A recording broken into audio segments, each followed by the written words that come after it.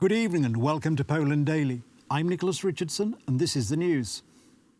The Law and Justice Party is revealing its cards as it presents another point of its election programme. Yesterday, the ruling party announced the revitalisation of decades-old prefabricated apartment blocks. And today, Health Minister Katarzyna Sojka announced an improvement in the quality of meals in Polish hospitals.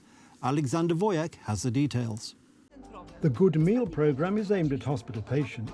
The government plans to allocate around 1 billion zloty for its implementation. We're introducing our new Good Meal programme for all patients in Polish hospitals, as well as the possibility of contacting a dietitian. Hospitals will receive additional funding for this. In 2019, Law and Justice implemented a pilot nutrition programme for pregnant women. 115 medical institutions participated and over 200,000 people received healthy meals. The quality of meals has improved, particularly for pregnant women and their children. It was a pilot project that went very well. As early as 2018, the Supreme Audit Office warned that the health system was not providing adequate food for patients in hospitals. A Good Meal for all patients in hospitals is a large national programme to ensure that everyone is well fed. Patients need special diets. We also have our idea. I think it will be presented. For us, every child that comes into the world is a gift from God. A Good Meal and friendly housing estates are the items on the Law and Justice Party's election manifesto. Every day until Saturday the 9th of September, the ruling party will announce more promises. This year we have already announced things that have been adopted. The 800 Plus programme, the Free Public Roads programme, and since Monday the A1 motorway is part of this programme. Free medicines for several million people. This has already been achieved. The state budget is not made of rubber, but there are still some important programme points to show. The Chief Sanitary Inspectorate is paying particular attention to the lack of nutrients in the food served in hospitals. Of the 740 units we checked last year, at 160 we encountered problems. But I have to say they were not major issues. The quality of food is a concern. Low levels of nutrients, vegetables in hospital menus. A record number of 711 defence companies are exhibiting their products at the 31st International Defence Industry Exhibition in Kielce.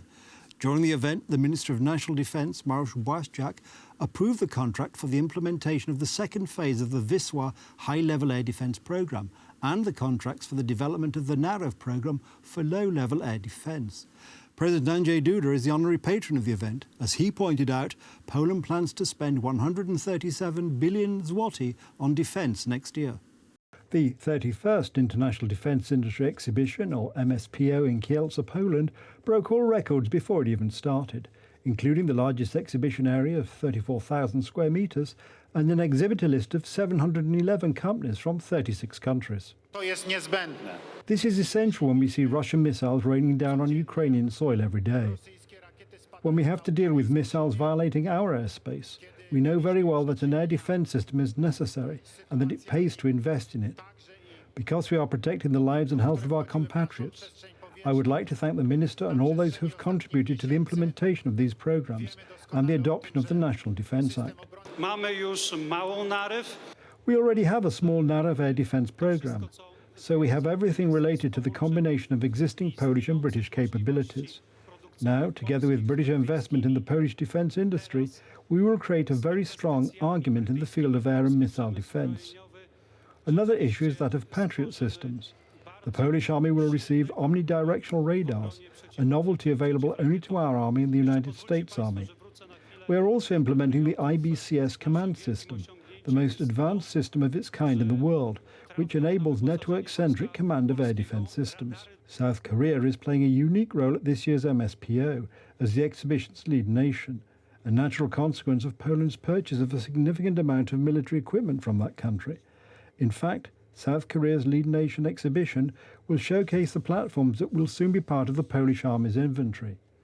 It is worth recalling that at the end of July 2022, Polish Defence Minister Mariusz Błaszczak approved contracts for the purchase of 1,000 K2 main battle tanks and over 600 K9 self-propelled howitzers from South Korea. The largest Polish exhibitor at the show is MSPO's strategic partner, Polish Armaments Group, and companies belonging to the group.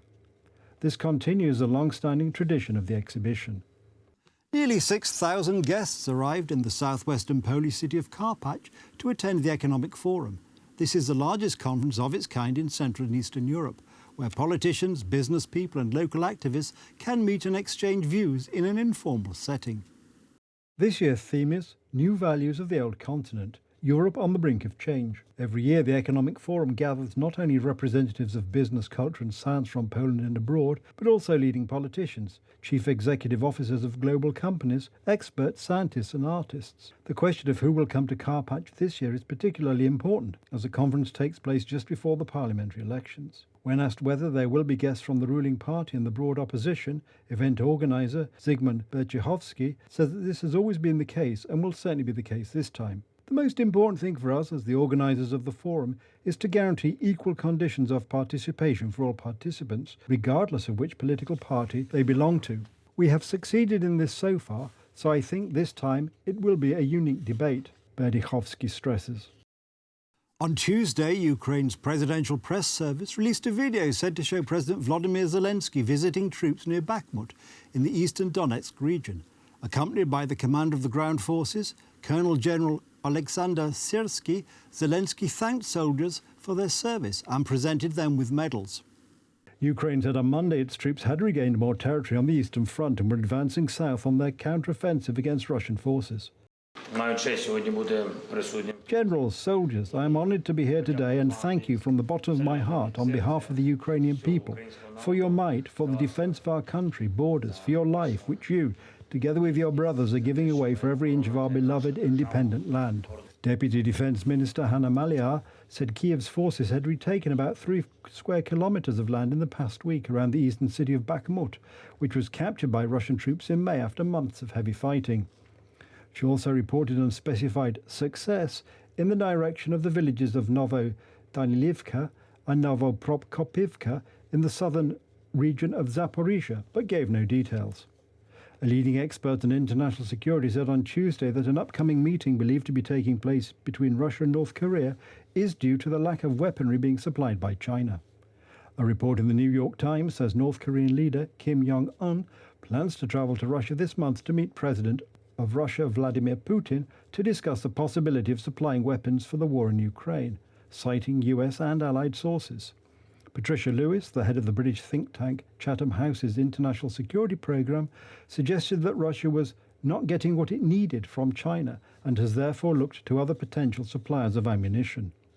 I would imagine that it serves several purposes. One will be the relationship between the two of them.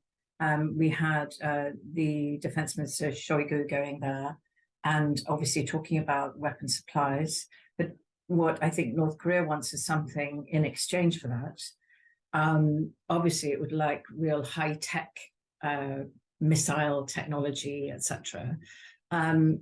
It may also want a show of strength with Russia, such as military exercises, naval exercises, and so on. That may be part of the discussions. What's, I think, very interesting from the perspective of the Russia's war against Ukraine is that Russia clearly is needing to offer something to North Korea to get ammunition. It's not just straightforward, just purchase. And I would say as well that what we have seen too is that they're not getting what they need from China, which I think is very interesting. So, North Korean ammunition won't be of the highest quality. It was promised before, but it hasn't, not much has actually got through, it seems, to Russian front lines, as from what I've been able to ascertain.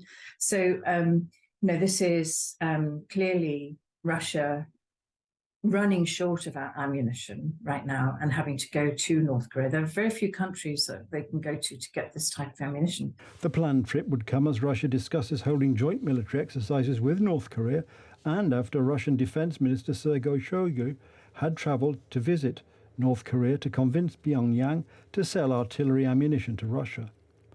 The United States has previously warned that North Korea could provide more weapons to Russia, whose forces invaded Ukraine in February 2022, a war that the United States and its European allies vehemently oppose and that Moscow calls a special military operation. That's the news. Thank you for watching. Stay with us for the weather, Poland Daily Business and more programmes. But from me, it's have a good night and a better tomorrow.